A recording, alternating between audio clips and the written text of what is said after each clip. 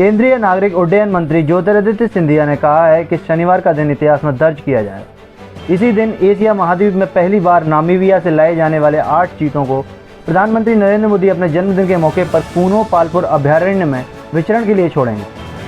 शुक्रवार रात ग्वालियर पहुंचे केंद्रीय नागरिक उड्डयन मंत्री सिंधिया ने कहा कि 1905 में उनके दादा स्वर्गीय माधवराव सिंधिया प्रथम ने इथियोपिया से शेरों को पुनर्स्थापन पूनो पालपुर के जंगलों में किया था।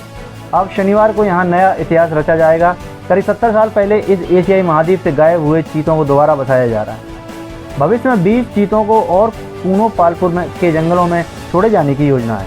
इसके लिए वन मंत्री भूपेंद्र यादव से उनकी बातचीत चल रही है। उन्होंने कहा कि प्रधानमंत्री नरेंद्र मोदी अपना जन्मदिन पूनो पालपुर मनाएंगे। उन्होंने केंद्रीय सड़क एवं परिवहन मंत्री नितिन गडकरी का धन्यवाद ज्ञापित किया है। उन्होंने कहा जो मांगें उन्होंने चंबल संभाग के विकास के लिए उनके सामने रखी थी, सभी को उन्होंने मंजूर किया है, चाहे वह ग्वालियर आगरा के बीच 6 लेन एक्सप्रेसवे का मामला हो अथवा एलिवेटेड रोड के दूसरे चरण को मंजूरी का मामला। उन्होंने कई योजनाओं को हरी झंडी दी है। साथ ही लॉजिस्टिक पार्क स्थापित करने की भी उन्होंने मंजूरी दी है। उन्होंने कहा कि अक्टूबर के महीने में एयरपोर्ट के पुनर्निर्माण को हरी झंडी दी जाएगी। इसके बाद रेलवे स्टेशन का विस्तार किया जाएगा। आने वाले दिनों में उन्होंने कई सौगातें देने की घोषणा की है। Bureau report, Madhyanchal today digital.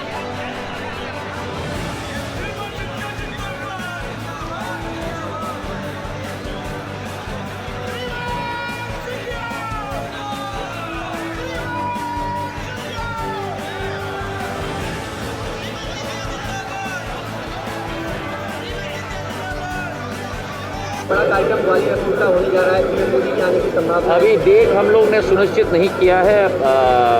Shivraj Singh ji और हम चर्चा में है, पर अक्टूबर के दूसरे हफ्ते में कहीं ना कहीं होगा।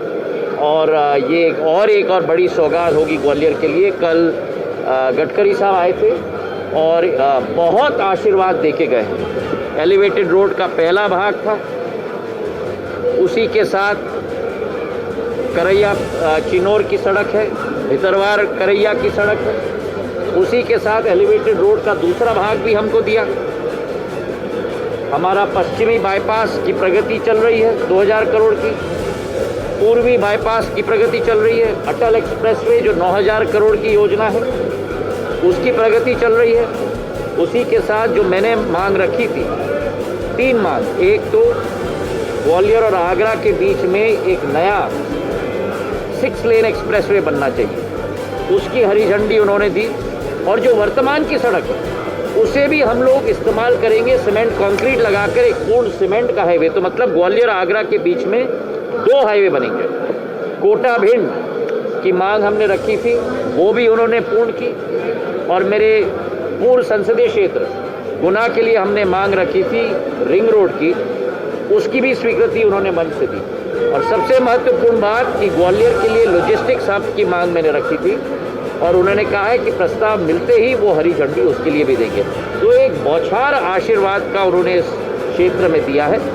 कल का ये कार्यक्रम हुआ, अक्टूबर के दूसरे हफ्ते में एयरपोर्ट का कार्यक्रम होगा, उसके बाद 450 करोड़ का रेलवे स्टेशन का कार्यक्रम होगा, उसके बाद अनेक सौगातें ग्वालियर के लिए जो शिवराज सिंह जी और प्रधानमंत्री मोदी जी की डबल इंजन की सरकार देती ही जाएगी। इसका मुझे पूरा विश्वास है कि इससे ग्वालियर प्रगति और विकास के पथ पर दोबारा, जो ग्वालियर केंद्र होता था, मध्य प्रदेश का औद्योगिक केंद्र होता था, विकास प्रगति का केंद्र होता था, उसमें तब्दील आने वाले सालों में इस गति के आधार पर जरूर हो पाएगा। इसका मुझे पूरा विश्व यात्रा के दौरान लेकिन विश्व के लिए एक बहुत बड़ी सौगात दी जा रही है। ये पहला एक वैश्विक पूर्ण स्थापन सफलतापूर्वक सालों अरसों बाद विश्व के किसी कोने में हो रहा है। जो प्रधानमंत्री जी की विचारधारा है,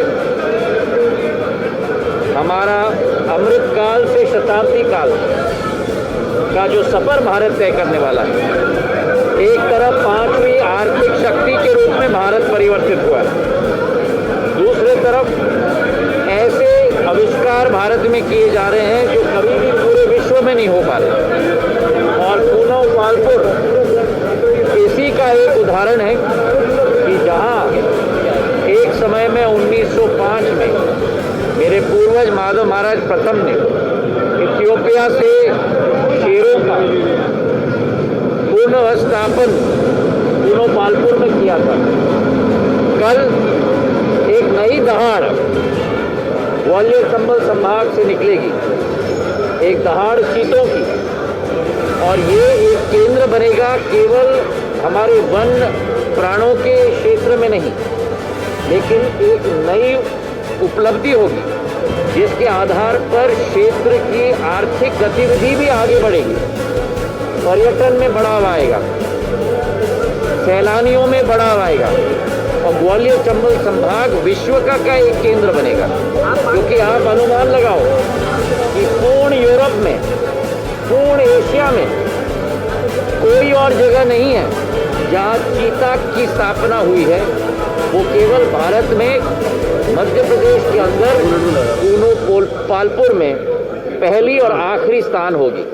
कल 8 चीताओं को प्रधानमंत्री जी स्वयं हरी झंडी देंगे और आने वाले समय में 30 और चीताओं को करीब करीब इस क्षेत्र में छोड़ा जाएगा, उस क्षेत्रफल में। आप 5 टाइगर लाने की आपने बात कही है शिवपुरी में। बिल्कुल, हमारी ये सोच है, भूपेंद्र यादव जी के साथ हम लोग चर्चा कर रहे हैं। हमारी ये सोच है कि एक तरफ जहाँ रणथंभौर में टाइगर है, वहाँ कूनो पालपुर में चीता होगा। शिवपुरी में अगले साल तक 5 टाइगर्स हम लोग रिलीज़ करने की कोशिश करेंगे, और उसके बाद आप जाइएगा पन्ना के पास, तो ये पूरी एक पट्टी राजस्थान के कोने से आप चले जाइए पन्ना तक, ये पूरी पट्टी एक वन प्रणाली के लिए, एक सैलानियों के लिए और वन के साथ जो लोग जुड़ाव रखते हैं उनके लिए एक बहुत आकर्षण का केंद्र बनेगा। 14 तारीख को भी